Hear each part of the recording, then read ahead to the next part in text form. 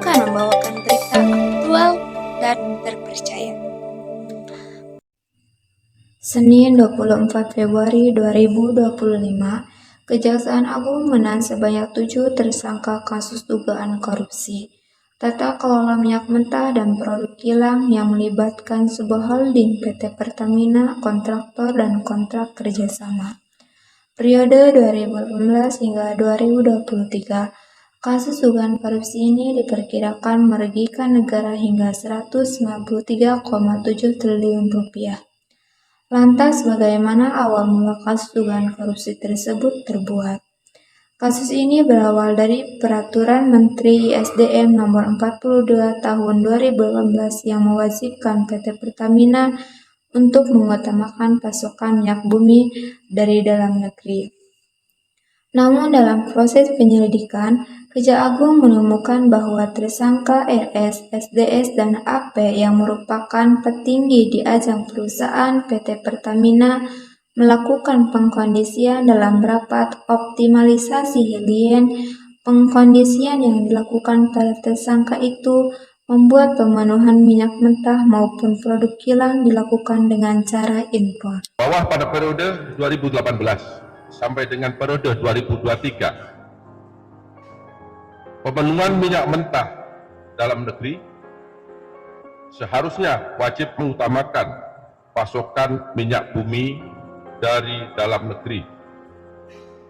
Dan Pertamina wajib mencari pasokan minyak bumi yang berasal dari kontraktor dalam negeri sebelum merencanakan impor minyak bumi sebagaimana diatur dalam pasal 2 dan pasal 3 Peraturan Menteri ESDM Nomor 42 Tahun 2018 tentang prioritas pemanfaatan minyak bumi untuk pemenuhan kebutuhan di dalam negeri.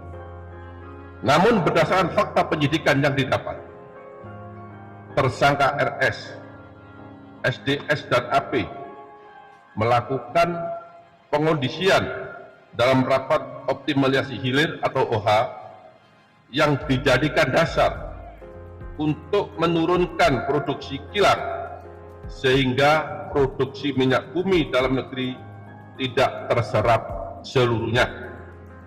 Dan pada akhirnya pemenuhan minyak mentah maupun produk kilang dilakukan dengan cara impor. Lalu ditemukan adanya perbuatan jahat antara sebuah holding Pertamina dengan broker dalam kegiatan pengadaan impor minyak mentah oleh PT Kilang Pertamina Internasional dan produk kilang oleh PT Pertamina Patraniaga. Para tersangka diduga mengincar keuntungan dengan memenangkan broker minyak mentah dan produk kilang secara melawan hukum.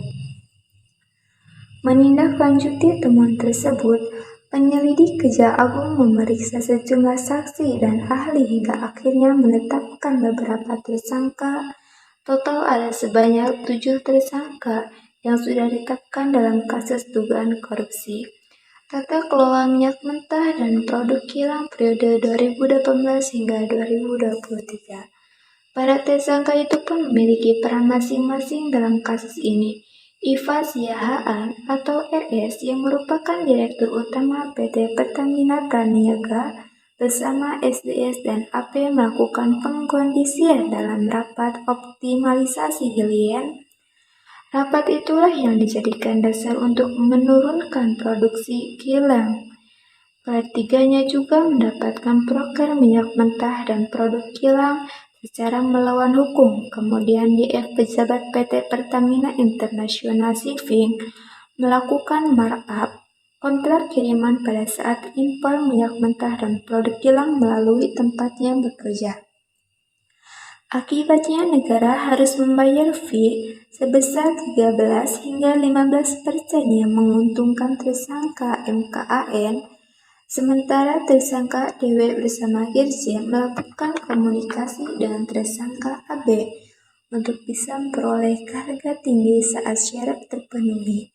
Selain itu, GRJ dan DW juga mendapatkan persetujuan dari tersangka SS untuk impor minyak mentah serta dari tersangka Rifa Siahaan untuk produksi kilang.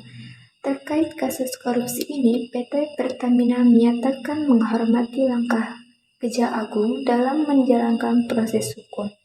Pertamina juga siap bekerja sama dengan pihak berwenang untuk membantu proses agar berjalan lancar. Sekian informasi yang dapat saya sampaikan. Jangan lupa komen dan subscribe. Saya Maruya, pamit undur diri. Wassalamualaikum warahmatullahi wabarakatuh.